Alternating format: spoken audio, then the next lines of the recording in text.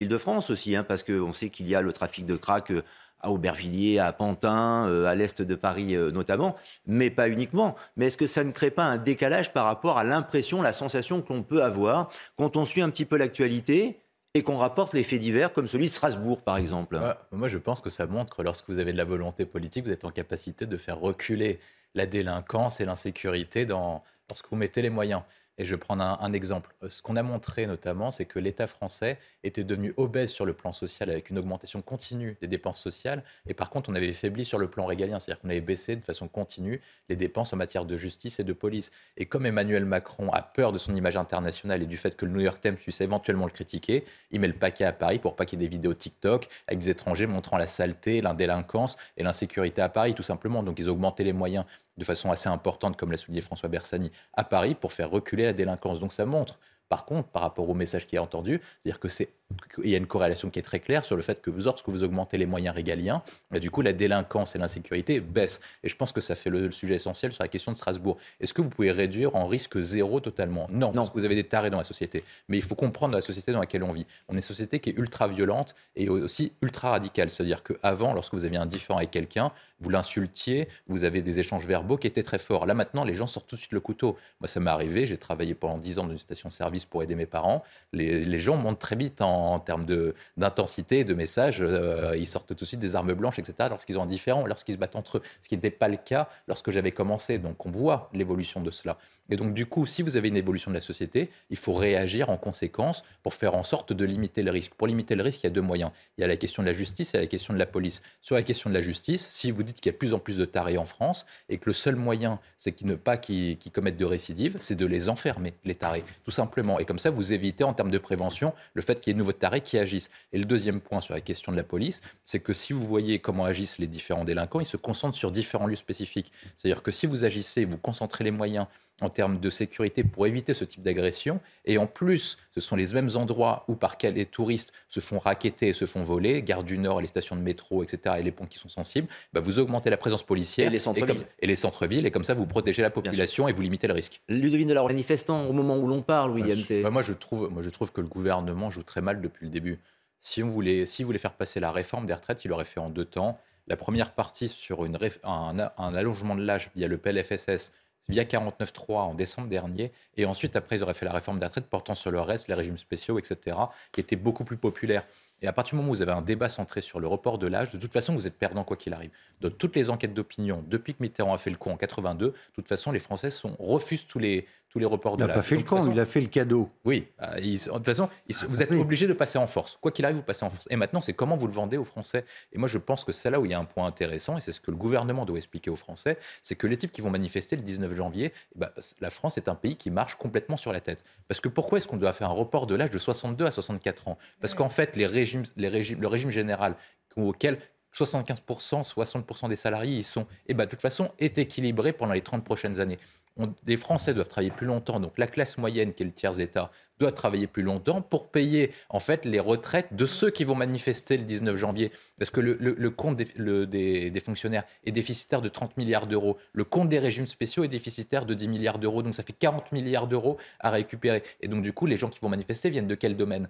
La SNCF, la RATP, les régimes spéciaux de raffinerie et tous ces trucs-là. Et donc, du coup, c'est double peine. C'est-à-dire qu'eux vont obtenir des aménagements sur leur réforme des retraites spécifiques parce qu'évidemment, le gouvernement va lâcher encore une fois, parce qu'on connaît Emmanuel Macron depuis les Gilets jaunes. Vous foutez 5 types dans la rue avec 5 drapeaux. De toute façon, il lâche tout. Au bout d'un moment, au départ, il est très martial, il est très dur. Puis ensuite, à la fin, il lâche. C'est à peu près comme ça qu'il fonctionne. Et donc, du coup, à la fin, qui va payer encore plus? Ça va être toujours les mêmes, la classe moyenne, les artisans, les salariés du privé, les caissiers, les cadres supérieurs qui vont devoir travailler encore plus longtemps et faire encore plus d'efforts pour que les gens qui vont manifester bénéficient de nouveaux avantages. Et donc, c'est un système qui marche complètement sur la tête. Moi, je pense qu'il faut le revoir complètement. Les syndicats ne l'entendent pas, en tout cas, ils ne Oui, veulent pas l'entendre, mais il y a une forme d'obstination en effet. Je vous fais réagir. non, mais vous filez LVMH, qui est l'entreprise la plus rentable française, à un syndicat, ça devient déficitaire et vous avez tout le monde licencié au bout de 5 ans si par cas ces gens géraient cette affaire. Vous regardez toutes les affaires gérées par les syndicats, toutes les lois qui sont passées depuis 1981, vous n'avez pas un seul exemple de loi économique ou sociale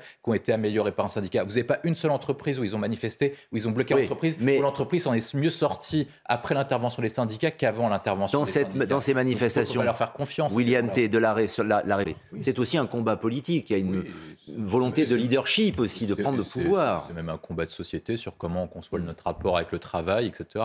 Je pense que ça permet de poser pas mal de sujets.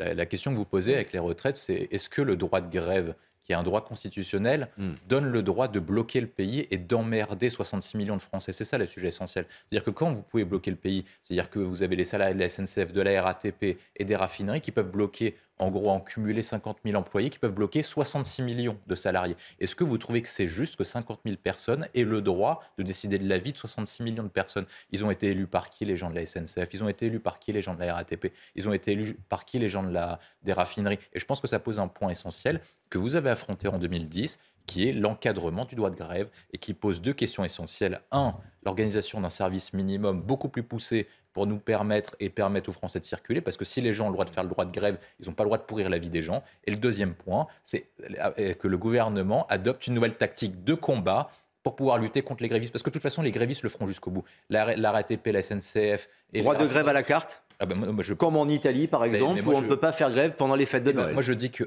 faut encadrer le droit de grève pour ne pas permettre, il ne faut pas que le droit de grève empiète sur la liberté des gens d'aller travailler, etc.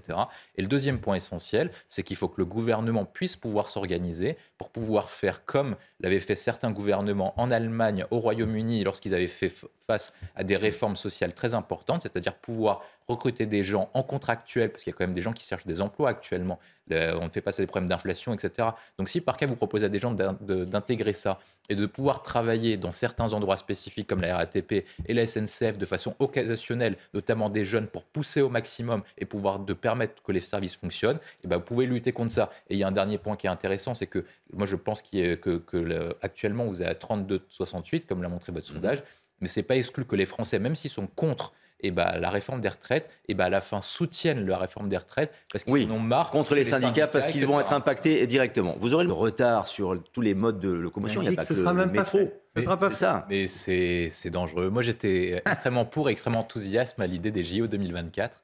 Et on a eu une première bataille lors de la finale de la Ligue des Champions. Ça montrait quand même qu'en termes d'organisation d'événements sportifs, c'était quand même pas fameux.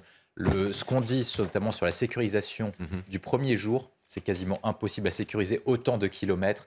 Il faudrait un effectif policier, des drones, etc., ce qui est interdit aussi. Et donc, c'est quasiment impossible de sécuriser le premier jour. Donc, on peut assister à une cata dès le premier jour. Et ce n'est pas uniquement la première des catas.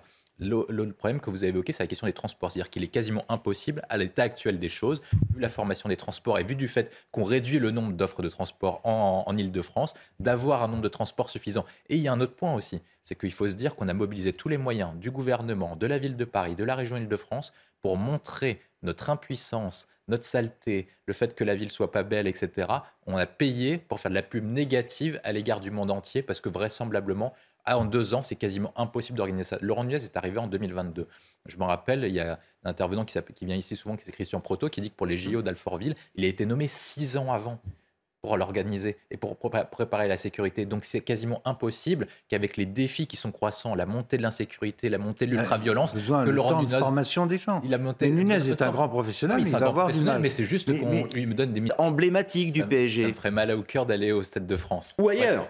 Ou ailleurs. Non, je pense que sur ce sujet... Ils ne peuvent pas l'acheter, le Stade de France. Non, ils ne peuvent pas l'acheter, mais ils peuvent le louer. Ils peuvent le louer, ils peuvent faire un... Oui, ils peuvent construire un stade à Poissy, notamment, où ils seront installés pour leur centre d'entraînement, ou ailleurs, bien sûr. On perd notre lieu historique. Moi, je pense que sur ce sujet, ça démontre aussi l'incompétence d'Anne Hidalgo.